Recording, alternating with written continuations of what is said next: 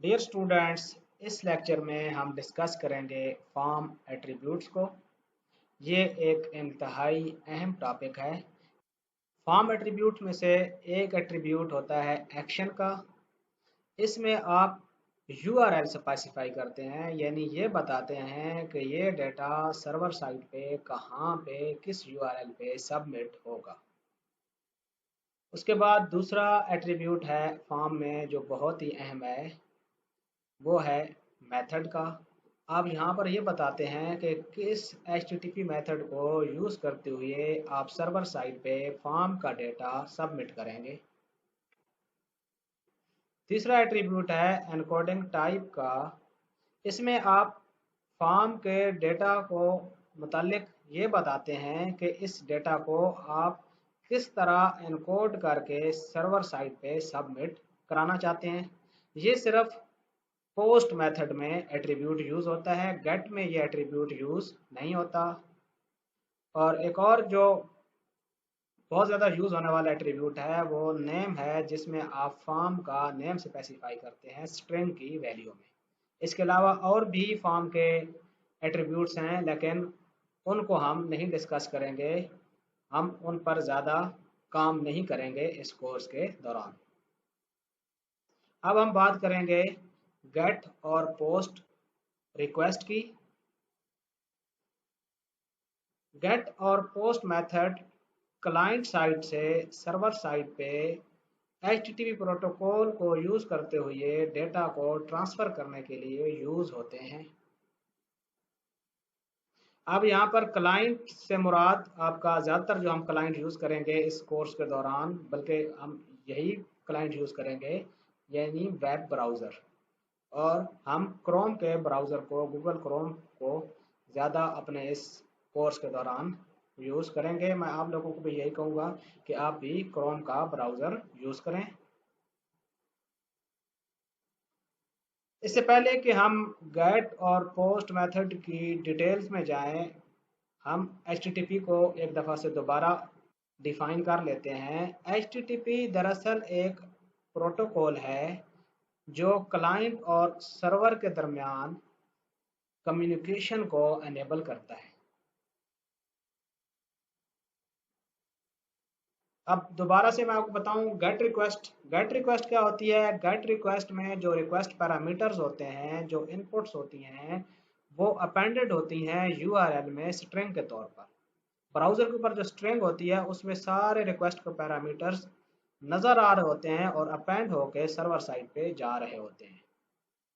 इसलिए ये कुछ ज़्यादा सिक्योर तरीकाकार नहीं है सर्वर साइड पे डेटा को भेजने का।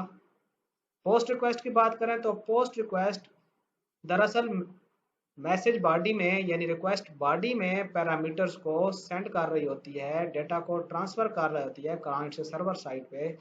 इसका फ़ायदा ये होता है कि इस तरह डेटा को कोई देख नहीं सकता और ये एक सिक्योर अप्रोच है डेटा को ट्रांसफ़र करने की। मज़ीद हम डिस्कस करते हैं, सबसे पहले गेट को डिस्कस करते हैं और उसके बाद पोस्ट को। गेट रिक्वेस्ट को आप कैश कर सकते हैं, यानी उसको स्टोर कर सकते हैं ब्राउज़र में। गेट रिक्वेस्ट आपकी ब्राउज़र की हिस्ट्री में मौजूद होती है। इसको आप खुद मैनुअली डिलीट कर सकते हैं। बाय द वे, वैसे ये रिक्वेस्ट आपके ब्राउज़र की हिस्ट्री में सेव होती है। गेट की रिक्वेस्ट को आप बुक मार्क भी कर सकते हैं। कुछ ऐसी सिचुएशंस होती हैं जहाँ पे आपको बुक मार्क करना ज़्यादा सूदमंद और फ़ायदेमंद होता है। जैसे आप अमेज़ॉन पर कुछ किताबों को सर्च कर रहे हो और आप चाह रहे हो कि दोबारा इन्हीं किताबों को आप देख सकें, तो आप उन पेजेस को जिसमें आपने एक सर्च का क्राइटेरिया सेट किया हुआ है, उस पेज को, या अगर मल्टीपल पेजेस पे वो क्राइटेरिया सेट किया है तो उन सब को आप बुक मार्क कर सकते हैं। और ये सबसे बड़ा फ़ायदा है गेट रिक्वेस्ट का।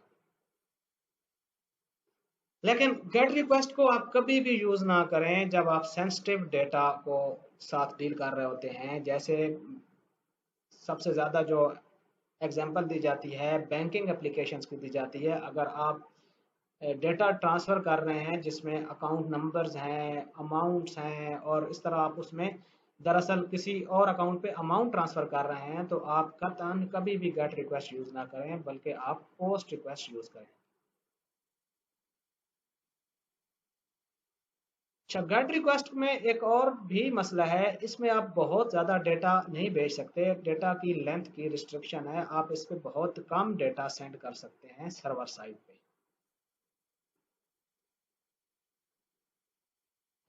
एक और दिलचस्प बात यह है कि गेट की रिक्वेस्ट को आप सिर्फ डेटा को गेट करने के लिए यानी व्यू करने के लिए यूज़ करते हैं। इस रिक्वेस्ट के थ्रू आप डेटा को मॉडिफाई या अपडेट नहीं कर सकते हैं।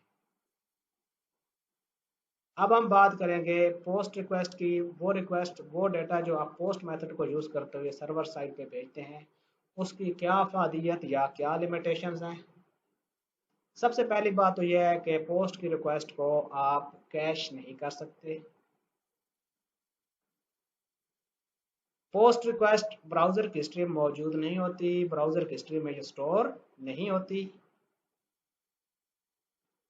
और पोस्ट की रिक्वेस्ट को आप बुक मार्क भी नहीं कर सकते। अब पोस्ट की रिक्वेस्ट का कुछ फ़ायदे हैं, उनमें से सबसे बड़ा फ़ायदा तो हम पहले से डिस्कस कर चुके हैं कि डेटा को कोई भी देख नहीं सकता, और ये बहुत ही सिक्योर वे है डेटा को ट्रांसफ़र करने का सर्वर साइट पर, ब्राउज़र से या मोबाइल से, जो भी आप एप्लीकेशन यूज़ कर रहे हो।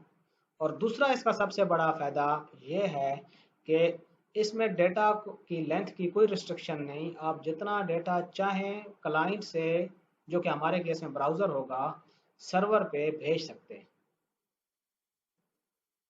मुझे उम्मीद है आपको गेट और पोस्ट रिक्वेस्ट टाइप्स के मुतालिक बहुत अच्छी तरह से अंदाज़ा हो गया होगा कि इनको किस सिनेरियो में यूज़ करना चाहिए और इनमें डिफरेंस क्या है, इनको यूज़ करने के एडवांटेजेस या डिसएडवांटेजेस क्या हैं। इसके साथ ही हमारा ये लेक्चर ख़त्म हुआ। Stay blessed.